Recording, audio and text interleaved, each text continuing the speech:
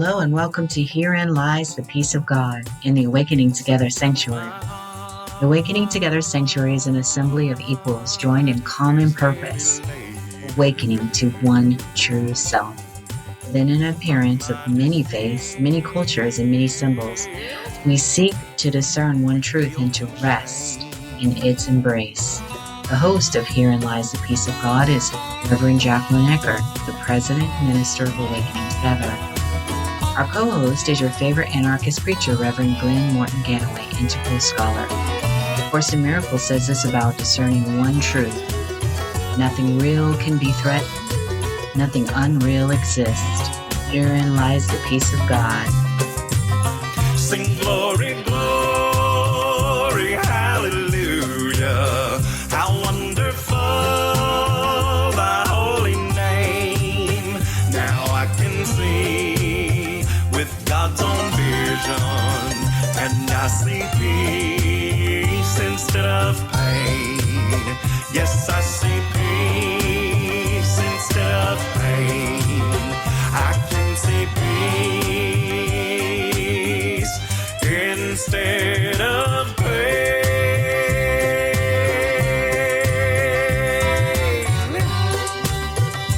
Amen.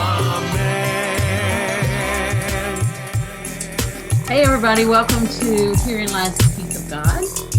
I was going to refer to myself as Reverend, but I'm not used to doing that, but I will.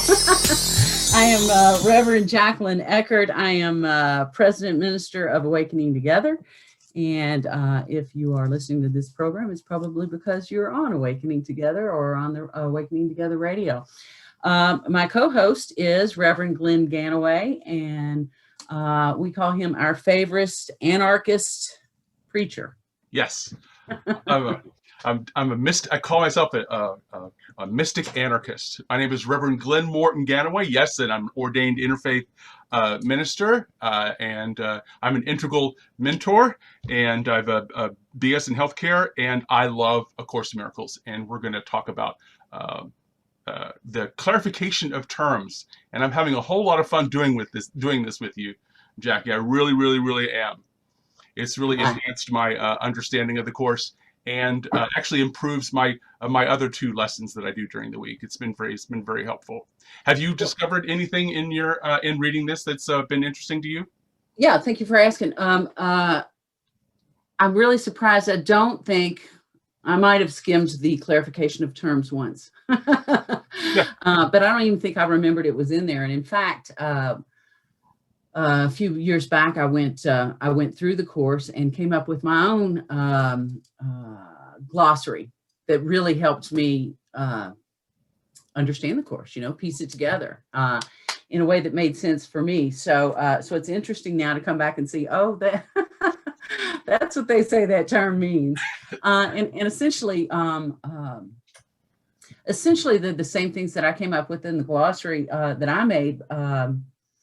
And I just looked at that, and that's why it's top of the mind here.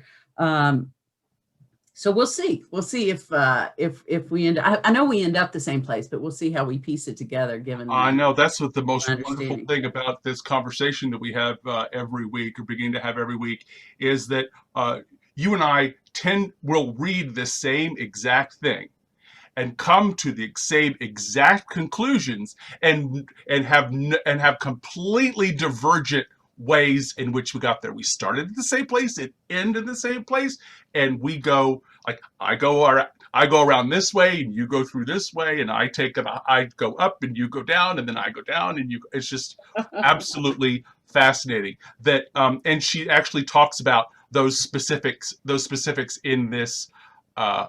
Thing about the face and the whole. So today, the terms we're going to be looking at, where she mentioned this, everybody is different and will understand it differently, forgiveness differently, or their experience of it differently, specifically to them, is in this section called it's a forgiveness and the face of Christ, or forgiveness dash the face of Christ. All you Christ out face of Christ triggers, trigger warning, for Jesus Christ will be, the face of Christ will be spoken in this thing. So some of us need a trigger warning. I know I used to. Yeah, that's funny. Well, in fact, and I've got WTF in my. See? But I think it's funny that you're saying she talks about that in here, and that different people are going to get this differently, and I'm like, really? There you go. Exactly. Where I think I hear something or read something, and that maybe it's just for me. That's perfect. But perfect. This idea of the face of Christ is something that, or choosing to use the face of Christ, or like see it, or this concept of the face of Christ is this idea of unity, seeing just oneness, seeing God everywhere. You're seeing love or seeing peace everywhere.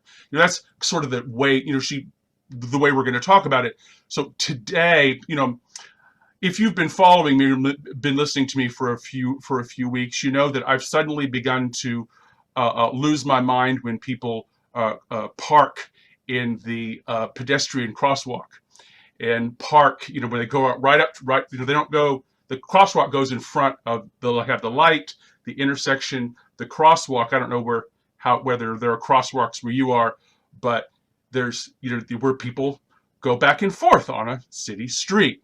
Well, if I lose my mind when they go right up to the intersection and force everybody to, go into the street, literally into the intersection because they've parked on the thing. And there's a sidewalk, there's a car wash next to where I work. And it says, do not park on the sidewalk. Do not drive your car up on the sidewalk. Wait on the street. Do not do this, right? So today, there's this really, really, really nice car parked in the side. Literally, I either have to go into the street or I have to go into the car wash to do it. So I took the sign and I went right up to his car and held the sign at his car, and he's like, whatever, get out of here, whatever. So I went right around and put it right in front of his car. So he had to get out of his car and move this other thing. And he got out of his car. I just walked. I didn't say a word. Just walked out of the thing. So and which is I'm telling this story because that's an improvement for me. Being able to see him is like make a mistake and not make him a bad person. Just saying, I'm going to show you the sign. Make sure that there's a mistake here. I haven't gotten past the overlooking the mistake that we talked about in the introduction. I haven't gotten there yet. I haven't arrived. So if you were worried about me, I have not arrived. So it's better. All I did was show him the sign and put it down. I didn't scream and yell. I didn't, go back and, get involved in it, but I was able to walk away instead of getting involved. So that was an improvement to me, to be able to see that I make mistakes. Everybody makes mistakes. I'm clueless or whatever. So was everybody else, and it isn't directed at me. The world isn't happening to me. I know that, and I get better at it. But I don't know about you, Jackie, but I have to practice. And I can only practice when I know it's happening. Because if I lose my mind and I don't know what's happening, I can't practice because I've already, I'm already gone. I've already left the building, as they say, So, well, improving. I had a similar incident actually today, and I thought, wonder when I'll be talking about this online. And here it is. And frankly, I had not thought about it in context of this lesson. Really? What we're learning from the clarification of terms. And it was it's funny because it's a long-standing issue with me as well. And it's in traffic. And there's no traffic here. By the way, I live in a city, town of 700 people. So there's no traffic. So there are no crosswalks either. No crosswalks. And I'm coming in, the mountains are beautiful. I went and got a haircut today. And anyway, so when I'm coming back in and this guy's just creeping through, the first little town you go through before you get to our town. And then, and just barely doing the speed limit. So, when the passing lane comes, you're supposed to get over on the right if you're slower than everybody else. So I pass him in the passing lane. And then there's a place I know where the state troopers sit. So, so I slow down to be pretty close to the speed limit. Of course, then he takes that opportunity to zoom past me. Oh, and then he slows way down again. And then we get to the next, passing area, and he like puts on his brakes so I can't go ahead and get in the left-hand lane, go around him. So it was very interesting. I will say that when I saw him speeding way up after, I slowed down for the state troopers, I saw him speeding way up. My impulse was to go, oh, no, and speed right up. And so I eased off. So that's my improvement. Okay. So actually it's a very similar story, and it's just amazing to me that this habit energy kicks in. Mm-hmm. And it's like, you're not going to get around me. Who's not going to get around you? What's your, what do you lose? What's the problem here? Remember we were asking, who's asking?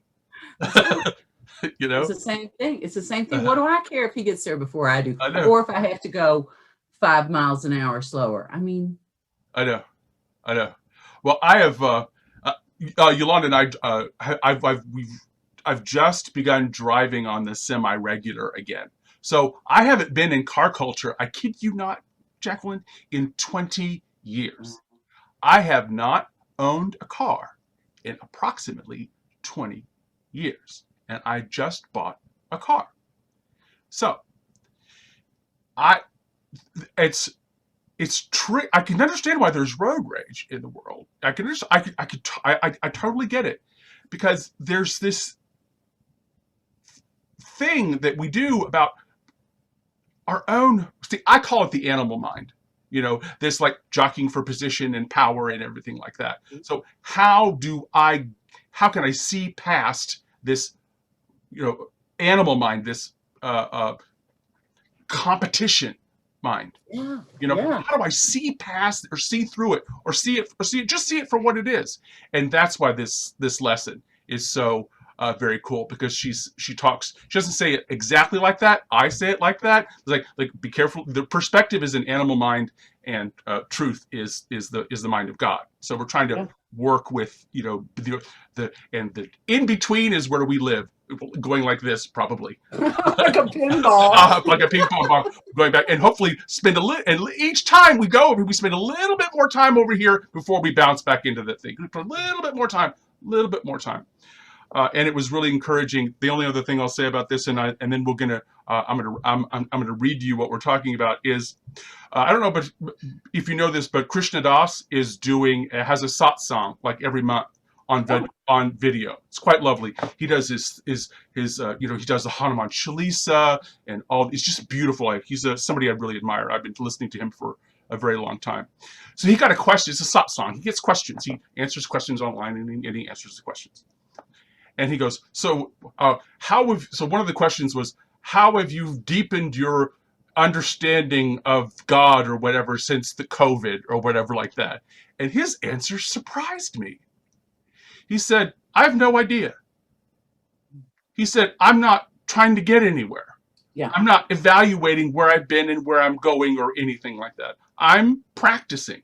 I know that I'm feel good and do my thing when I practice, when I do what I'm told to do. That's all I'm doing. But is it right? Is it correct? Is it going to get me awakened? He goes, I don't know. I'm not trying to do anything. And it was like, there is still competition and comparison within me, even in the things that I hold most sacred in the world. I'm still competing, even with my past self or some imagined future self. Mm-hmm. I'm still doing it. And I friggin' know better. I know better. I teach you not to don't do this. I may begin to say, don't be like me. Don't be like Glen. Yeah, don't be like me. I'll tell you. So let's take a listen at this. Okay. Okay. Let's take a listen. All righty. This is called Forgiveness, the Face of Christ, and it's the third item in the clarification of terms. And it goes exactly like this. Forgiveness is for God and toward God, but not of him. It is impossible to think of anything he created that could need forgiveness. Forgiveness then is an illusion. But because of its purpose, which is the Holy Spirit's, it has one difference. Unlike all the other illusions, it leads away from error and not towards it. Forgiveness might be called a kind of happy fiction, a way in which the unknowing can bridge the gap between their perception and truth. They cannot go directly from perception to knowledge because they do not think it is their will to do so. This makes God appear to be an enemy instead of what he really is.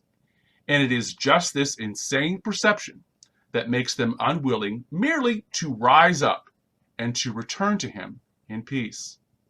And so they need an illusion of help because they are helpless. A thought of peace because they are in conflict. God knows what his son needs before he asks. It is not at all concerned with form, but having given the content, it is his will that it be understood. And that suffices. The form adapts itself to need. The content is unchanging, as eternal as its creator. The face of Christ has to be seen before the memory of God can return. The reasons are obvious. Seeing the face of Christ involves perception. No one can look upon knowledge, but the face of Christ is the great symbol of forgiveness. It is salvation. It is the symbol of the real world. Whoever looks upon this no longer sees the world. He is as near to heaven as it is possible outside the gate. Yet, from this gate, it is no more than just a step inside. It is the final step, and this we leave to God. Forgiveness is a symbol too, but as the symbol of his will alone, it cannot be divided. And so, the unity that it reflects becomes his will. And it is only this thing still in the world, in part, and yet the bridge to heaven. God's will is all there is.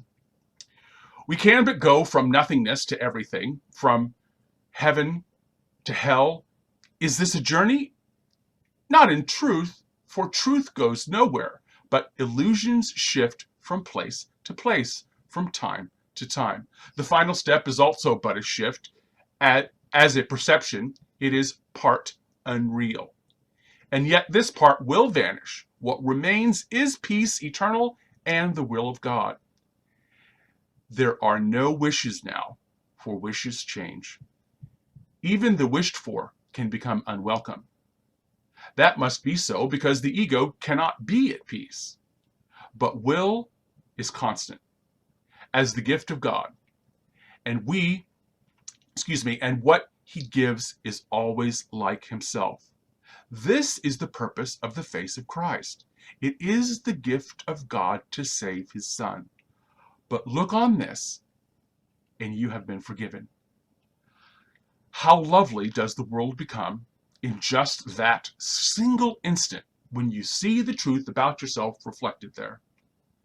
Now you are sinless, and behold your sinlessness. Now you are holy, and perceive it so. And now the mind turns to its creator, the joining of the Father and the Son, the unity of unities that stand behind all joining, but beyond them all. God is not seen, but only understood. His Son is not attacked, but recognized. Sweet. Yeah, I should have you come call me or something and read that to me because I got a lot more out of it. I don't know I just heard a lot of things that I hadn't heard before when you read it to me. So thanks. It's thanks just a that. reminder that this is an oral document. Yeah. She heard it and she wrote it down. This was heard and in autography. It was she was automatic writing. She did automatic writing according to the voice in her head. So it's an audio vocal document. Whenever I ask anybody, like this, really the weird thing about it, of course, because if you don't understand a paragraph, read it out loud or have somebody else read it to you. If you don't really, it's just you still don't understand it. Something having really difficult understanding the context or something like that, just read it out loud. And that, it's funny. That's how I understood Shakespeare in high school. right, because you can't read it and know the joke or something like that. But everybody can go to a Shakespeare play and you laugh at the jokes, right? But you can read it and not get the joke, right? Right. Because it has. See, I'm glad you're pointing this out because she sneaks in knowledge into this discussion. She sneaks in a basic. She says knowledge can't be seen, which is one of the most interesting things I think she says in this thing.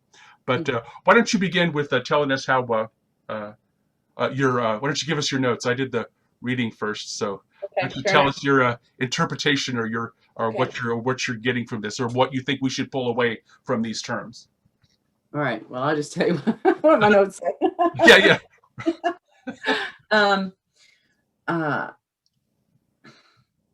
Some of it's like, you think.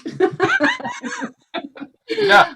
Seems fairly obvious. And that first paragraph certainly seems to fall in that category. Of course, God didn't create anything that needs forgiveness, right? The only thing that God created is wholeness, fullness. It's there's never anything lacking. It's not divided. It's of course it doesn't need forgiveness. So the first paragraph says basically that he didn't create anything that needs forgiveness, and that forgiveness is therefore an illusion. But unlike all other illusions, it leads away from error and not towards it. And I guess the point that I would want to make early on in this is, and I'm sure you'll make me think differently after you but I have, as you've heard me say before, I've long lamented that we get all these terms, these Christian terms, even secularly, what's forgiveness? Oh, you did something bad. I'm gonna forgive you for it. So it's a shame we didn't have all new words, right? Yeah. To represent these things. But really, for me, and in my glossary here that I wrote when I was reviewing Course in Miracles, I wrote that forgiveness is the recognition of oneness, or the healing of the perception of separation, or the knowledge that all is well all the time. And that's essentially what's being said here. So, of course, oneness doesn't need to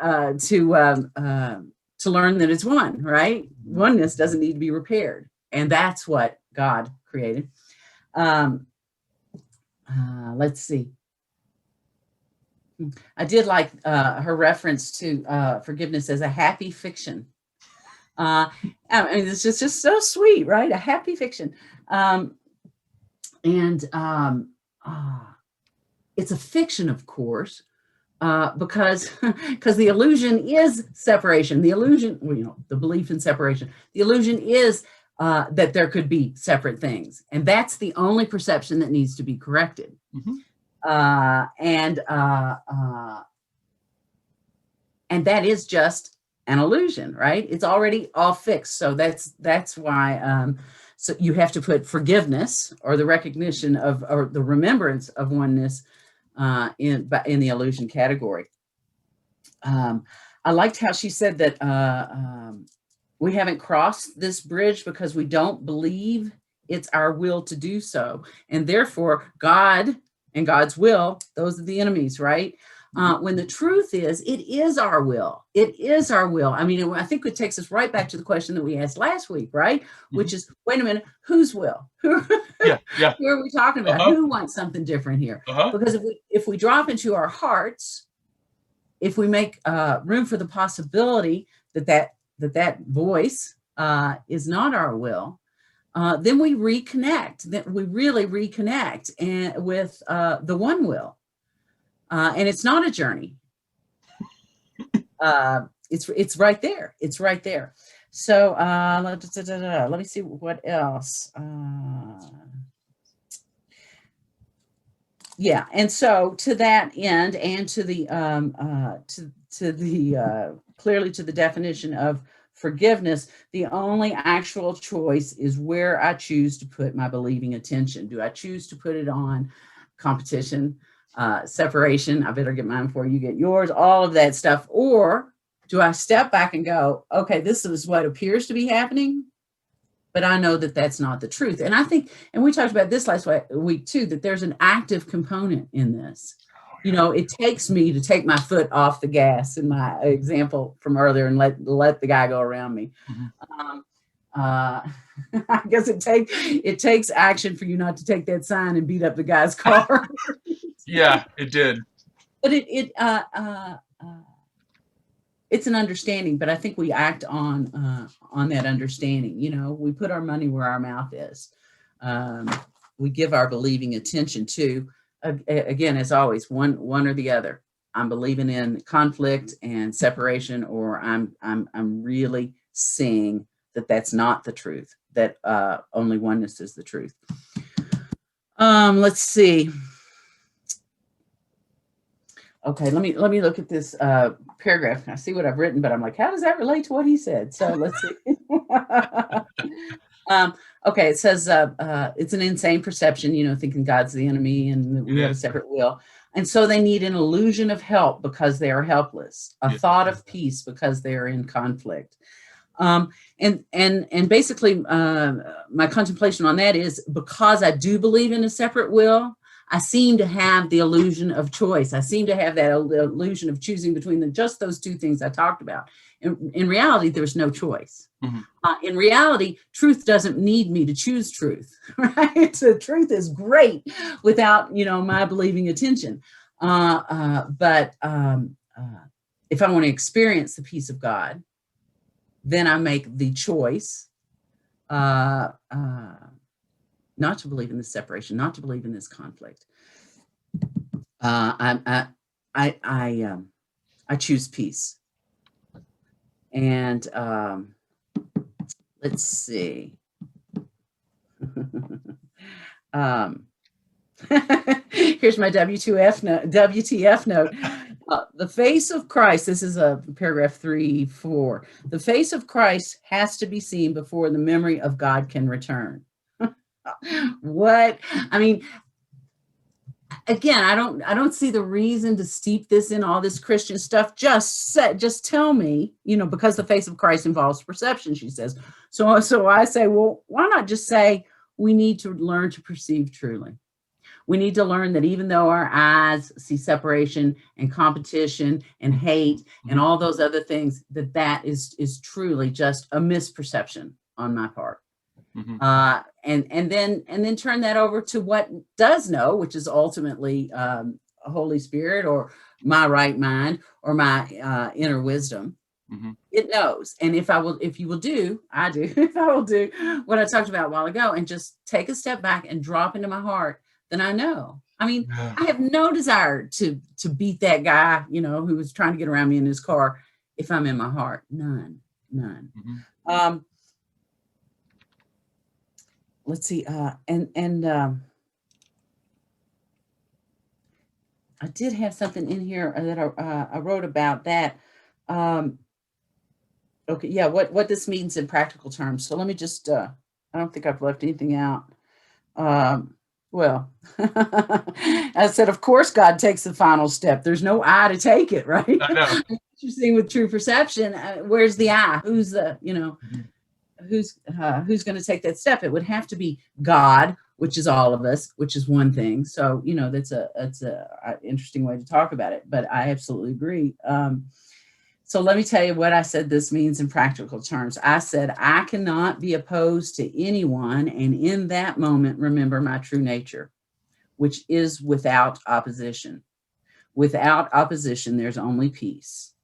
I don't create peace. I only remember the truth of it and simultaneously choose to dwell in it, or I turn my back on it in favor of the confused mind. I am either at peace or listening to the voice of confusion. Knowing that these are my only two choices helps me make a quick course correction based on how I feel. So if I'm not at peace, there's my opportunity. Mm-hmm. It's beautiful. Yeah, I think I say I really agree with all everything that you said there, and especially I hadn't really thought about there's no I to take the next step. So that was kind of I don't it's like there's not anything that. But see, if you're an I, the last bit of the I God takes away. We don't take away the last bit of the I idea of the separation idea. God does, because we can get all the way to the gate, and God opens the gates and snatches us in. Yeah, and just for folks who are listening who are familiar with Regina's 4 principles of God, she talks about the step back into consciousness. There's still subject to object in consciousness. Yes. And then that final step to the first principle of God is into the absolute, the step into the absolute. And that's what I would say is going on here. Oh, excellent. I just explained this last 2 steps of Regina's 4 qualities of God. That's great. I know that to be true because you move in and out. I mean, you don't actually ever leave heaven because there's nothing else that qualifies as real, right? And real in A Course in Miracles, as our opening song says, real is the thing or idea or concept or principle that doesn't ever change, and that we don't have the ability to change. That is really unusual definition for what is real. Yeah, and I don't want to take up all your time because I know you you would like to share too. I do want to say that I think that A Course in Miracles leaves us in the second principle of God. I don't think the Course in Miracles ever takes us to the return to the absolute, to the isness, without sense of anything. Right? Yeah, she's interested in. So let me. This is a good transition moment. Actually, this is a good transition moment. I really enjoyed this. This is forgiveness in the face of Christ. Forgiveness is for God and towards God, but not of God. That's very King Jamesy of her. So it's what forgiveness is for God. Yeah, forgiveness is for God. To remember that, and like in chapter 20 or so, she goes, in order to really continue and really be happy and do your thing in the world, you're going to have to forgive me for not making it like the way that you think you need it. We have opinions about the things that are God's doing and not doing. If you're following along in the part of the text right now, the text in chapter 3 begins in this section. I think it's section 3 where I'm teaching this week, and we'll see a Sunday teaching this week, is that she says, and I just lost my thought. Right. She says in chapter, that we do kind of wish God would do this Deus Ex Machina thing and like pull us out, Yeah. Would you just say, why won't God like pull come in here and fix everything? We do kind of want that, and that's what the forgiveness of God is. She starts out the very first thing, and she says, no. You need to forgive me, the world, all your concepts, everything you think is one or true or holy or sacred, and all your concepts about any of that, and forgive it, because you don't know. That's why I understood like God, forgiveness is for God, and it's not of God, because God doesn't. God's not out here, parking in crosswalks, or getting mad at people, but getting mad at people parking crosswalks. So forgiveness it's not for God, and it's not of God. It's an illusion. It's i.e. nobody and nothing needs forgiveness. I don't need your forgiveness. Nobody needs your forgiveness. Needs, capital letters. The purpose of forgiveness, it has a single purpose, and it's just directional. It doesn't give any answers. Forgiveness doesn't give us any answers. It just says, walk away. just like turn around and go the other direction in your head. Forgiveness just points the way away from your suffering. And I just love that. Completely directional, like a weather vane. Mm-hmm. So, and you can tell how interested you're in the conflict by how willing you are and how quickly you are to change your mind and to walk away. That's the weather vane, idea. So forgiveness is my favorite thing. Just like you, forgiveness is a happy fiction. I love that. You could call the world a happy fiction, couldn't you? You could call all material existence a happy fiction. Well, some days. But yeah, well, that's in the last paragraph. She gets the premonition. She goes forgiveness a happy fiction, and it's just kind of a premonition of what she says in the last paragraph. So it's the gap between perception and the truth, and the choice is to seek knowledge, is to seek this return to peace. It is our will to pursue this knowledge, and when we don't do this, we have trouble. Now, Holy Spirit helps us to get here. Is what she's talking about. They think it's their will to do so. Well, we don't know ourselves, she offers, and we don't even know what we want. Because if we did, we wouldn't turn away from the Holy Spirit. We would be using this tool of forgiveness to actually walk in the direction of our good. When we think that our good isn't in the direction of peace, everything that wants peace, everything that supports peace is our enemy. And that's reality, because peace is already here. Love and joy and all those things are already here. And if you say you want knowledge or you want to experience what is here, you're not going to walk away from reality. Peace, you're going to be pursuing peace and joy and love. But a lot of us, and myself included, pursue drama as a solution to, my troubles.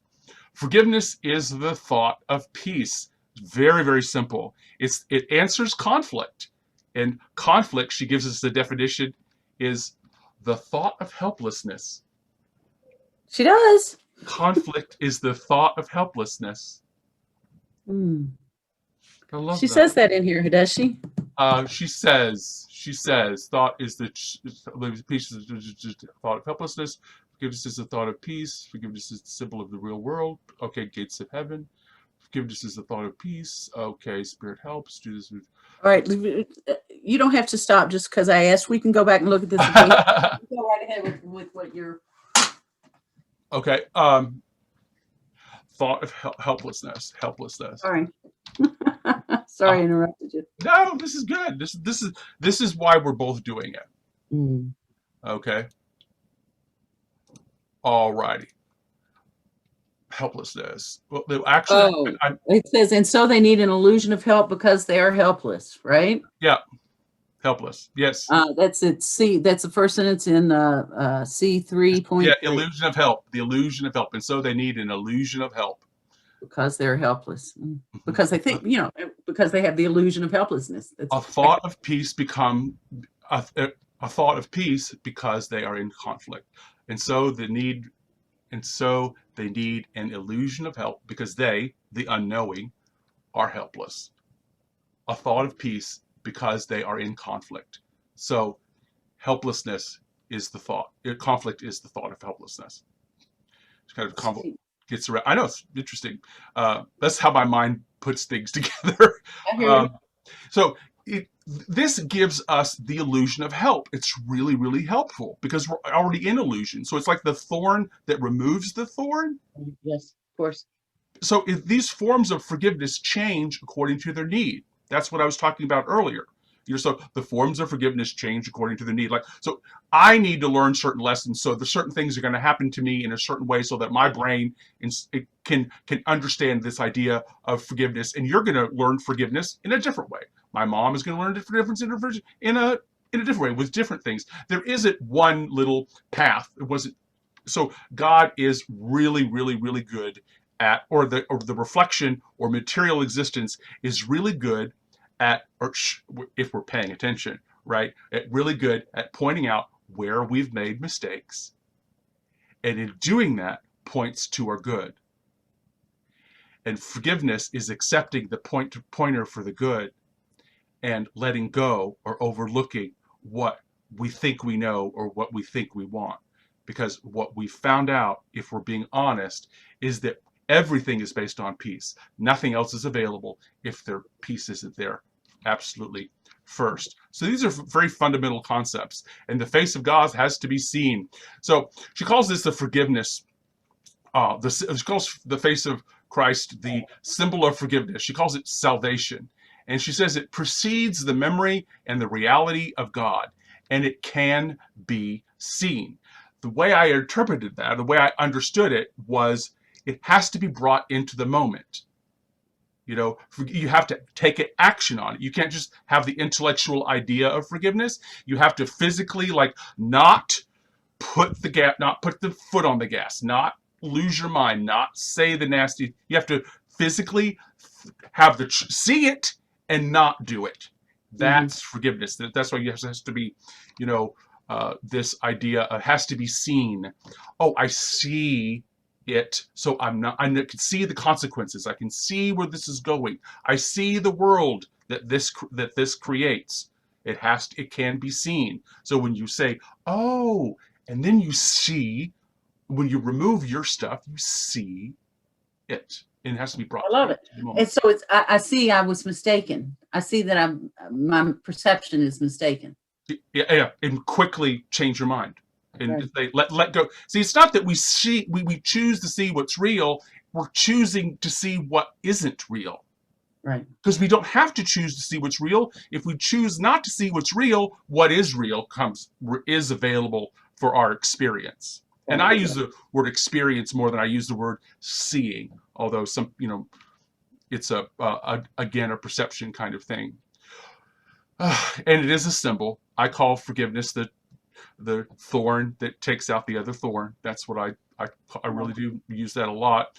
And never forget that in here we have the face of Christ, and we also have a heaven, and it has gates. and you're outside of these gates. God opens the gates. Thank God I made it. And steps into your I-ness and your reality, and and carries you across the threshold like a bride. So. See, I think those metaphors are really helpful if you are steeped in Western culture. You have a place. This scaffolding she talks about. You have a place to put forgiveness. You have a place to put, the face of Christ or whatever all these concepts are, because you've already have the Christian Judeo-Islamic scaffolding in your head as a Western person for her to even consider. You're talking about this. And she uses those words because I think it subtly tricks us into hearing that word and giving it weight. Forgiveness is, and the meaning is, and forgiveness is good, and it's necessary, and you should do it, and it's holy. God forgave the world that His only begotten Son. You won't die. It's. I just feel good. I heard maybe that's why it bothers me. I don't want to be backdoor psychologied into this, right? I mean, just tell me. Yeah. Well, she's a Jungian psychologist, culturally Jewish, and Jesus started talking to her, wouldn't get out of her head, and would only get out of her head if she wrote the thing down. Yeah. So that's what that's the way she talks about it. So what I like about this is the face of God reflects the unity of all creation. And she's leading us to this last paragraph again. The unity of all creation. If it's ever has been created, ever will be created, it's my body. Everything that animates anything that's ever been created, ever will be created, is me. The unity of all creation. It makes it kind of difficult to just like place your mind around. It's like, then I'm eating my brothers and sisters, or I'm, what's going on with that? And I would encourage you to don't drop that question. Really ponder that out in our minds about, so what are animals? So what are plants? So what am I doing? How am I involved in this one creation? What's my role in the one creation? It's really sweet. Yeah, thank you. I think it's really beautiful. I think it's an ethical way to walk, and even an ethical way to walk in the world. Forgiveness allows us to experience the face of Christ, which I call reality. Reality is all there is, and no matter what we experience, hell to heaven is a change in perspective. She says, illusions are not consistent, and they're not reliable. And the illusion is our judgment about the way it should be, or our interpretation of the world. The final decision, she says, is the pursuit of knowledge, the pursuit of reality. It's the entire key. It's the thread that pulls us through this desire to know what it is ours to do, the desire to know ourselves and our place in the world as a thought in the mind of God. And then she talks about wishes. She says, what do you want? What are you really wishing for? Why? What's missing from your life? There are no wishes, for wishes can change. Because I certainly want different things for Christmas when I was 11 years old than I want it now. Wishes change. What you want changes form, or what I want changes form. But we don't actually believe that forgiveness is going to bring us what we want. Well, we have wishes for the future. We have wishes for the past. We have wishes for the past, and they're actually changing all the time. And we could actually observe them as they change. What we're truly doing is searching for peace, and that needs to become like a conscious idea for us. Yeah. I'm offering what we truly want is to always be present to the will of God, till we can operate and act on the will of God, which is our will, which is ours to do in the world. The purpose of the face of Christ is salvation. Salvation from what? What are you saving from? Our judgment and illusions and the advice of the ego that just leads to suffering, because it's the maintenance of a physical world, which is not real. It just comes and goes. I call it decaying. I know some of my students get really mad or get upset with, because you are eternity watching decay. And somebody goes, I don't want to think about, it's everything dying, it's like, gross and stuff. So, you're monitoring decay. All we're doing is just looking at and the Buddhists have a good way, the arise and the fall of material existence. Things arise and they fall. We can see that in a forest. A seedling goes up and grows into a big tree, and then the storm knocks it over and it goes right back to the earth and makes more trees.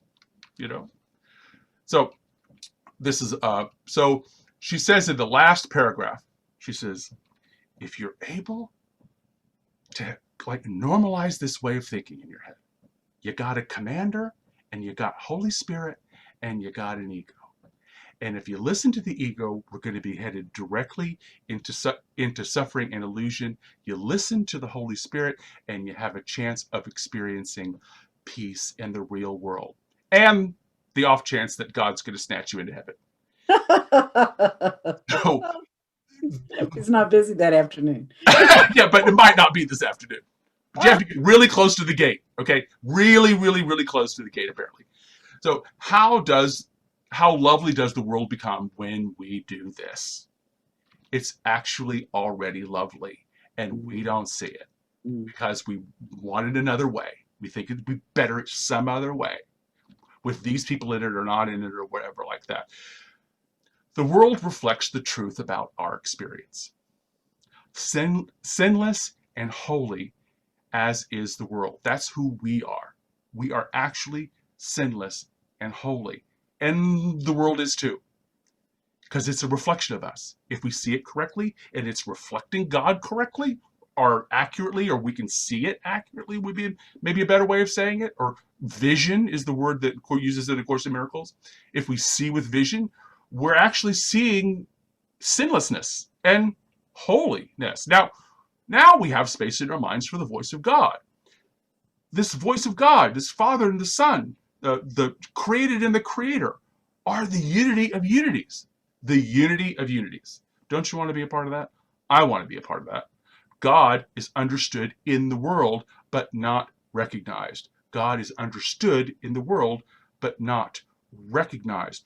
This whole lovely world where everything is interacting and everything works together and has a purpose is knowledge, and it's not. You can't see it. You can't see it took us human beings to develop photography to be able to know how a hummingbird's wings worked.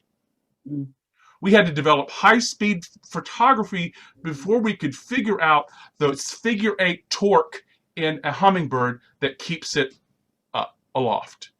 It's actually doing a figure 8 in the air to keep aloft, and it's absolutely, so we can't see it. We can't see any of that, and the hummingbird already knows how to do all of that. Nobody taught the hummingbird. Hummingbird didn't go to a physics lesson and to figure out how you can use updrafts and downdrafts in order to propel a certain amount of weight and how big the body could be and all. And that didn't happen,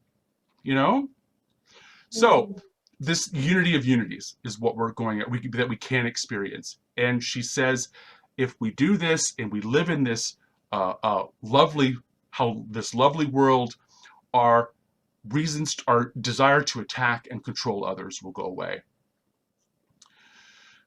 God as his son is not attacked, but recognized, is how she says it. So in my conclusion, I would say forgiveness is the most effective tool in our mind to help us make good decisions. It just points away from error. When we forgive, we're choosing to pursue knowledge, the knowledge of ourselves and the world. We are seeking the peace of God.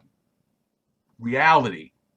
The face of Christ is the physical appearance of the wholeness and sacredness and one-mindedness of God, or reality, or peace. And all those words are interchangeable for me. Yes, yeah.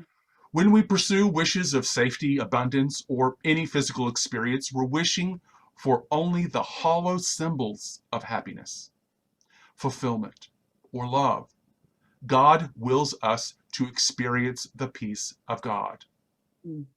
Our choice is to forgive God and the world for not fulfilling our ignorant wish that it be different. The face of God is before us, and we forgive it our opinions to experience the knowledge that all are one and all are well. Beautiful. Thank you. Yeah. Yes, perfect.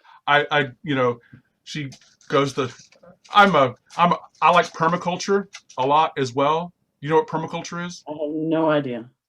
It's this idea that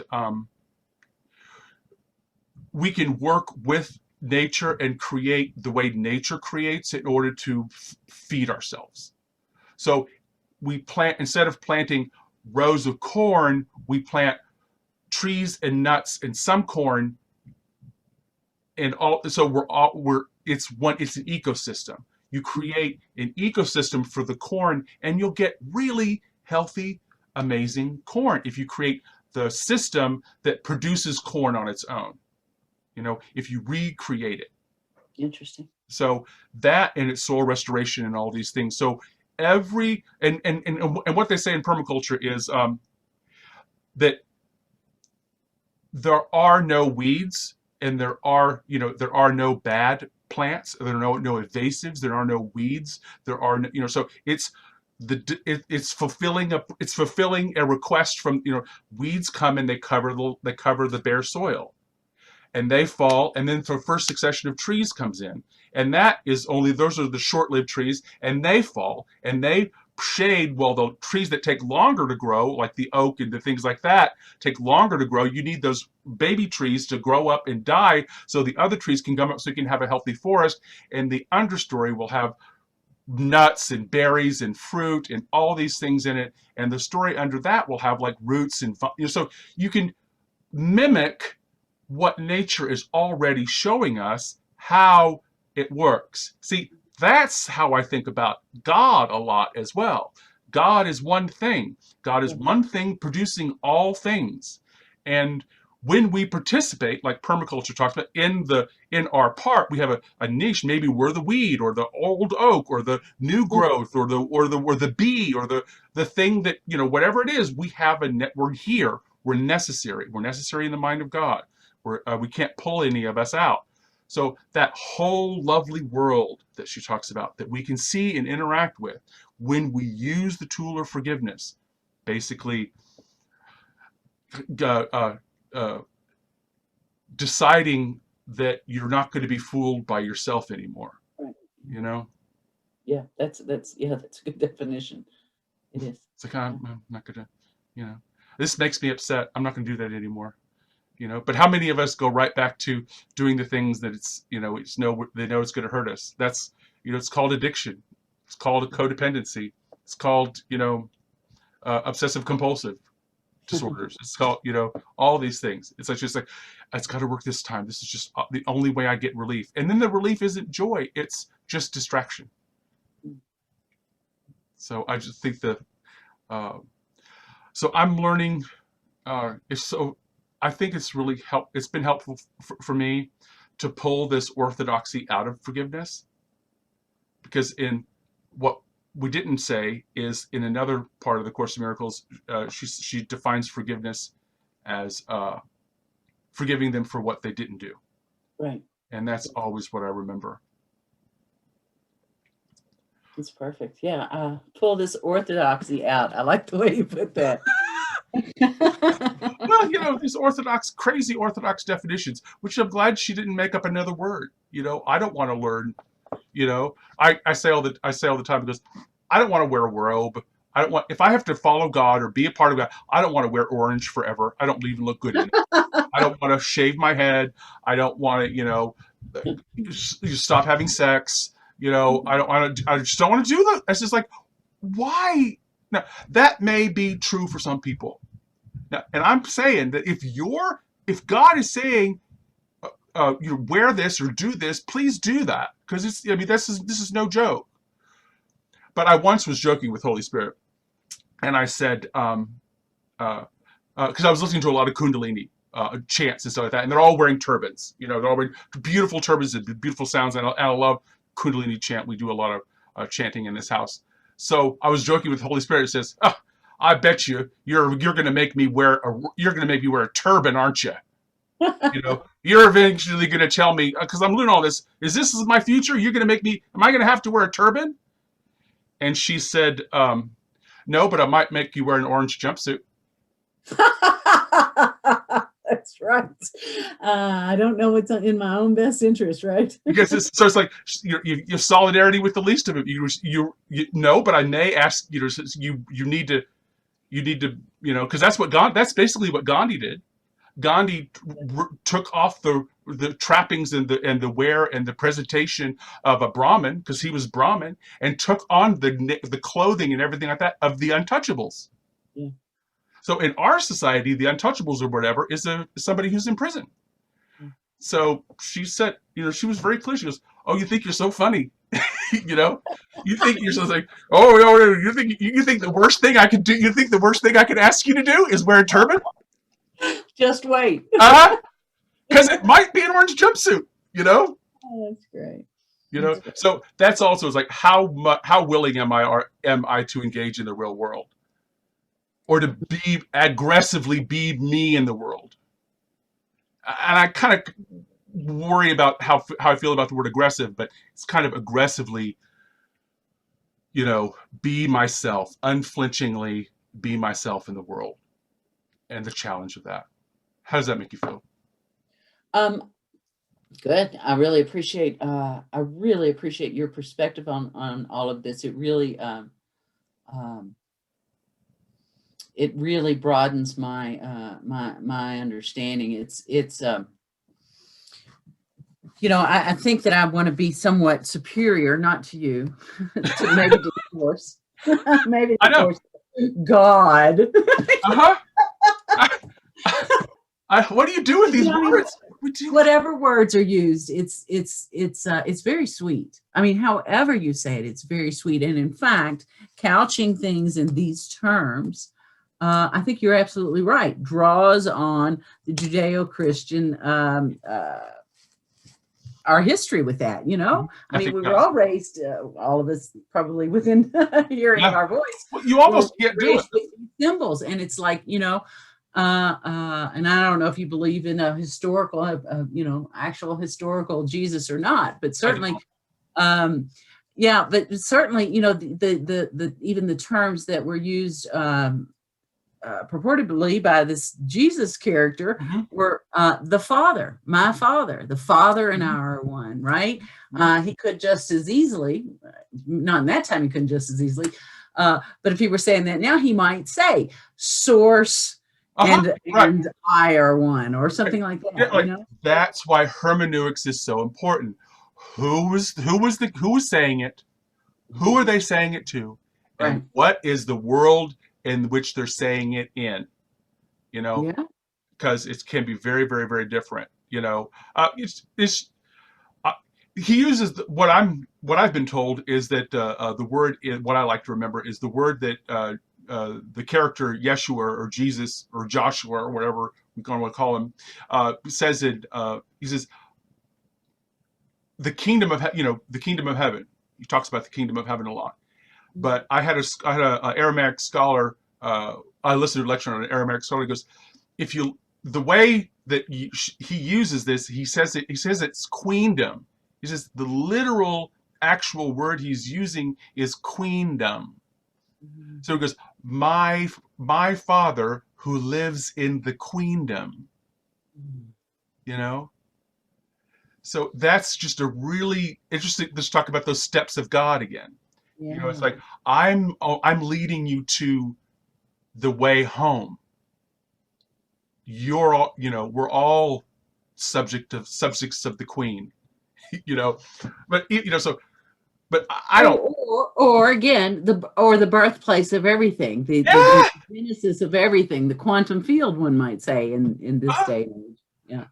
So I like that, but I don't believe for a minute that Yeshua ben Yosef existed like they say he did. I just have absolutely no belief in it whatsoever. The history and stuff that I've read, but I don't care. Yeah. That doesn't make it just because, what's that meme? And he goes, somebody awful said something correct. And he goes, so somebody, the most awful person said this really cool thing. It doesn't change the cool thing that they said, So I'm really interested in the truth. I'll listen to the truth. And I really do pursue truth. And I really, really, really do pursue knowledge. The knowledge that cannot be seen, that can only be experienced when we see the world as it is. That's amazing. It's really sweet. It's really sweet. Thank you for being so clear. Well, thank you for giving me the opportunity. I really enjoy listening to you remind me of exactly where this falls, where this where this understanding of the oneness and things like that, because I don't think we read different things, we read different sources, and I do a lot more esoteric maybe I don't know. I don't No, know. but But it's like you said fascinating. earlier, yeah, we really end up the same place. Mhm. Yeah. Well, yeah, because the truth is true and only the truth is true. I assume we're And our ability to recognize it is the only thing. Oh, the only one of the things. So the paradigm that she shows us is that we have us, and we're choosing a spirit, the voice of the spirit, listening to the voice of the spirit, which leads us to the real world. And the voice of the spirit is going to go, that's wrong. And the voice of the ego is going to say, we can plug that hole in your heart with the material thing. But we're the commander. We're sitting in the Holy Spirit, listening to an outside voice. Amen. So it's like, oh, just the concept that the ego is outside of me, that the ego is something that I could look at, that is absolutely not something that possesses me or that has any control. That concept alone was absolutely freeing. Just that little bit of absolute freedom for me too. Yes. Hold it up a little bit. That the ego was out there somewhere. They didn't have to deal with it. Or I didn't have to deal with it, but it wasn't like I don't have to obey. It's not my voice. It's not my thoughts. Yeah. It's not me. Yeah. Yeah, that was really huge. Huge. Really huge. And people in forgiveness is they say about A Course in Miracles, forgiveness is the main tool in A Course in Miracles. And but I'm not really fond of the concept of the face of Christ either. But I say she's not talking. That isn't useful to me, but a lot of it is, and that I'm sure is useful to somebody else. I'm sure seeing the face of Christ, it's a beautiful metaphor, but yes, I think it's in my world, it's been used to hurt more than it's been used to help. So I kind of stray away from that in my own head. But there's a chance for forgiveness as well. And that's the truth. Overlooked. But tell you what, I think we've about run out of time. Okay. And I want to thank you again for doing this with me. I'm honored to be a part of the Awakening Together family. Yes, thank you. Thank you. Yeah, it's lovely. Thank you for doing this with me. You've been listening to Herein Lies the Peace of God with Reverend Jacquelyn Eckert and Reverend Glen Ganaway. To find out more about Jacquelyn and to donate to Awakening Together Sanctuary, go to www.awakening-together.org. To find out more about Glen and to donate to the Mighty Companions Ministries, go to www.glenganaway.com. That's GLENGANAWAY.com. I can see peace instead